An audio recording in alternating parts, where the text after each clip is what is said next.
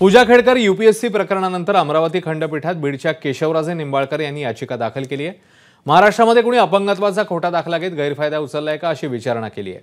दिव्यांग प्रमाणपत्राच्या आधारे शासकीय नोकरीचा लाभ, पदोन्नती तत्सम लाभ घेतलेल्या उमेदवारांच्या दिव्यांग प्रमाणपत्राच्या सत्यप्रती मिळाव्यात अशी मागणी त्यांनी केली। आरटीआय अंतर्गत त्यांनी माहिती मागितलेली आणि विभागाने टाळाटाळ केली असं ते सांगतात। त्यानंतर निवड झालेल्यांची दिव्यांग क्रीडा आणि तत्सम प्रमाणपत्र अर्जदारास देण्याचे निर्देश माहिती आयुक्त राहुल पांडेंनी दिले।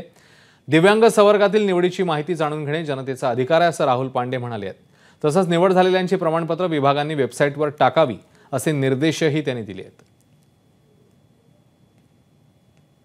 विद्यालय किंवा कृषी विद्यापीठांमध्ये महाराष्ट्रातल्या सर्व अर्ज केले होते की अपंग प्रमाणपत्राच्या आधारे नोकरी घेतलेली आणि पदोन्नती घेतलेल्या लोकांची यादी मला पाठवावी।